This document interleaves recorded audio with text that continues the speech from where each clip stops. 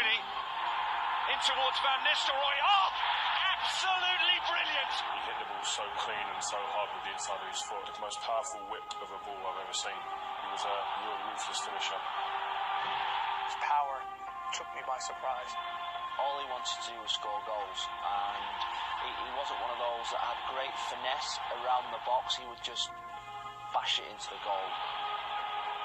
One of the most difficult opponents for me to read. So he worked out ways to be effective. Cost me a lot of money in terms of fines. I was top scorer in 3 different leagues: Holland, England and Spain. In my career, I had 5 incredible seasons at Manchester United. I am Ruud van Nistelrooy, and this is my story.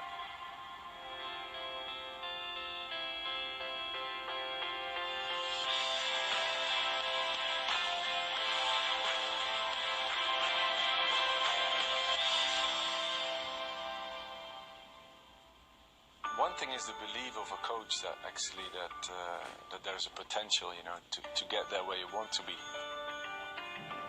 They didn't want to give him a contract, but anyone could see that he had genuine potential, and so that made me mad. He was one who he made a strong point, that we need this lad in the team, and he's only 15. I told management he should get a contract, and if he doesn't get one, I'll take him to another club myself. You knew exactly where you were with him, and the worst thing you could do with him was to give 99.9% because that wasn't enough. In the early days at Den Bosch, he was a bit too easy on himself. So then I would sometimes provoke and push him, as in, if you keep going like this, you won't make it. And then he said to his mum and dad, the coach doesn't believe in me. But his parents told him, you just listen to your coach, it'll be fine. And then, when he scored, he would look at me, but I would look the other way, and thought, that's it. I knew what he wanted, how he wanted his team to play. He always said, if you survive me, you'll survive anything.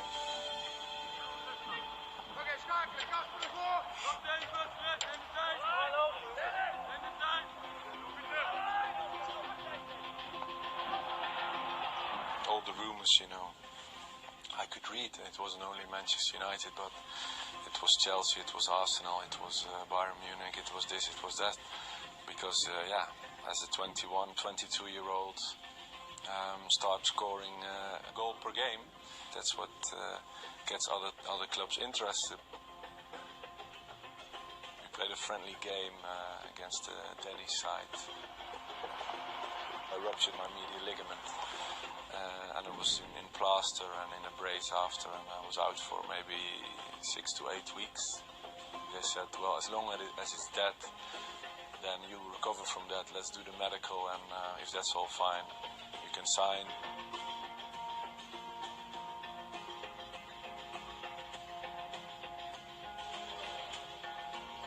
In my mind, I was going over to Manchester to sign a 5-year deal for Manchester United.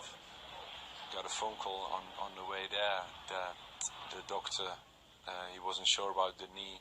He thought maybe it was more going on, not only medial ligament damage, but also cruciate ligament damage. The key focus of our test today has been on the injured knee, and we have been unable to complete all the necessary tests to our satisfaction today. And the doctor in Manchester, he was right. So there was a mistake in the diagnosis here. If we knew that, we wouldn't have gone over anyway. And then I sat there, and that's when, a lot of things go through my mind. When I came back from Manchester and I started doing my rehab again, and I really injured my knee. And my cruciate ligament was torn. Yeah, all of a sudden there was another situation. That's where I was going to be out for 9 months. That wasn't an easy time.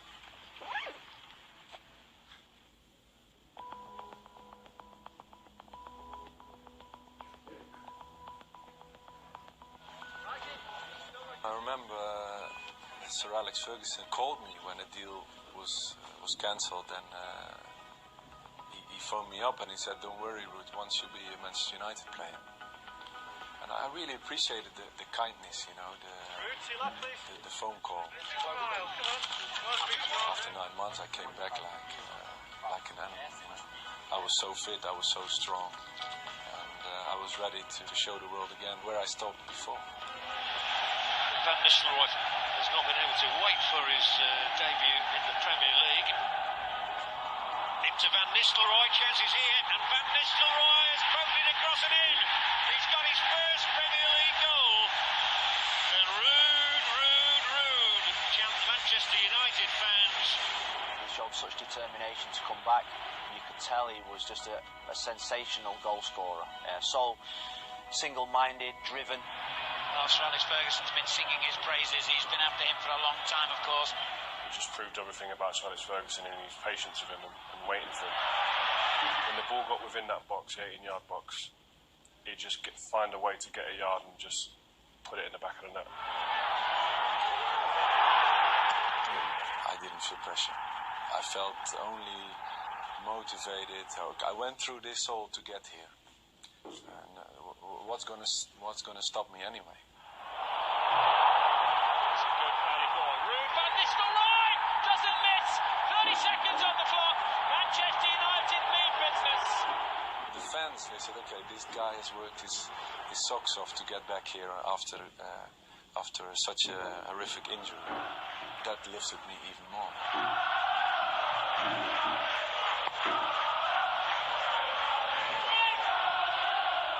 There were some really good strikers at the time. You know, your Ferdinand, your Shearers.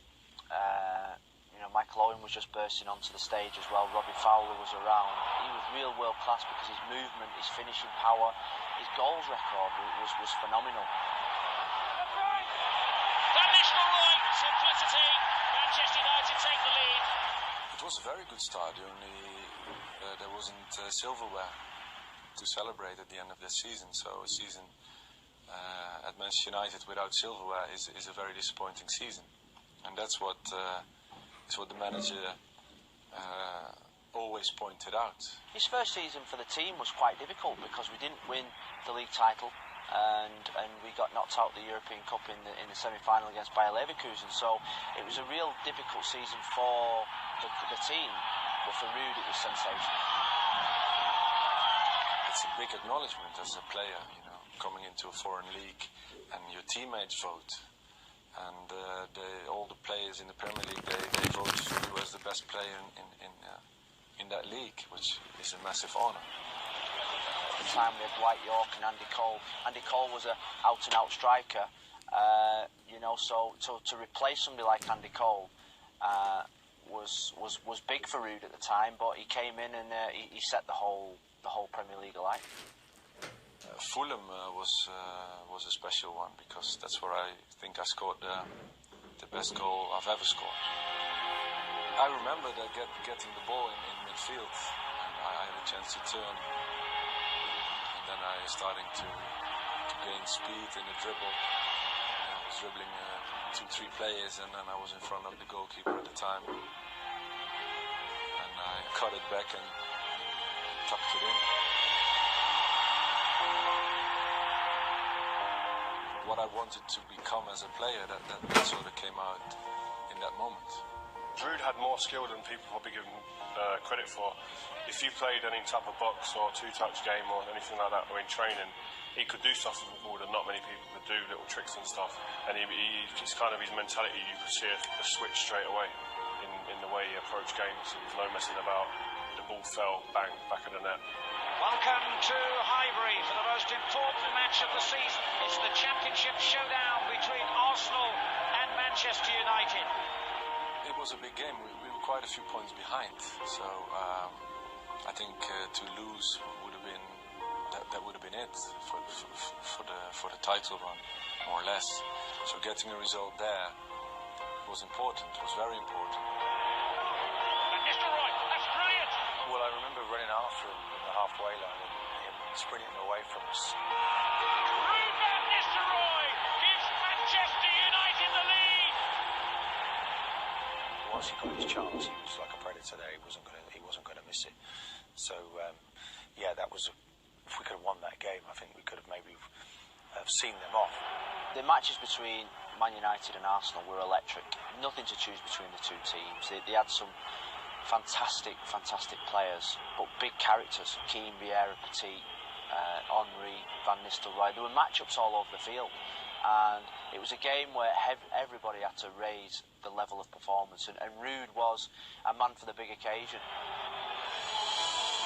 The last 3 months of that season, we won every game, and Arsenal started to drop points, and in the end we caught them. Sometimes when you're being pursued and chased and the hunted rather than the hunter, it's more difficult in that running, and he became quite prolific.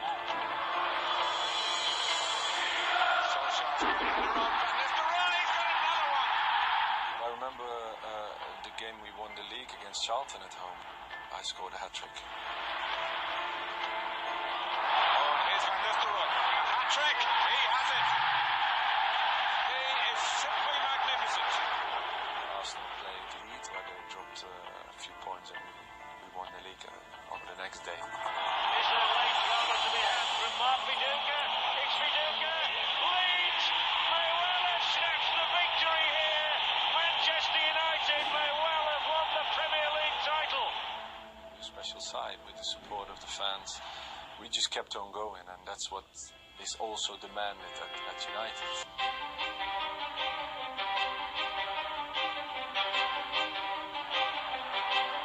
Now Van Nistelrooy goes to ground, penalty given. I remember the penalty, and I remember that it went through my mind, because I don't know how many goals Jerry had at the time, but I knew we were sort of close, so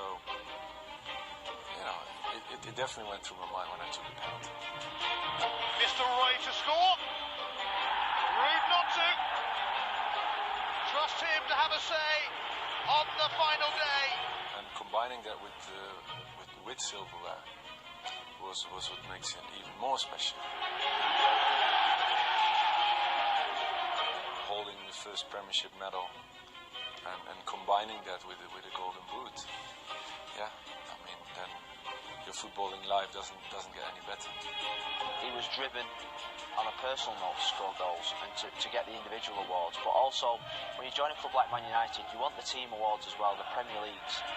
It's been a marvellous year, it's unbelievable. You see this, everybody's so happy.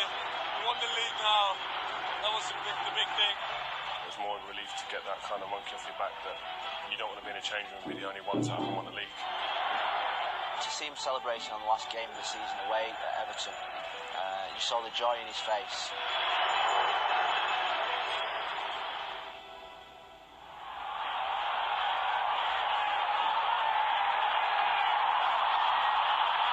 And he's got those records. The 10th successive Premier League game in which he scored, the 12th in all competitions. It's not only the momentum of a striker, it's also the momentum of the team. I think at the time, with the quality players we had,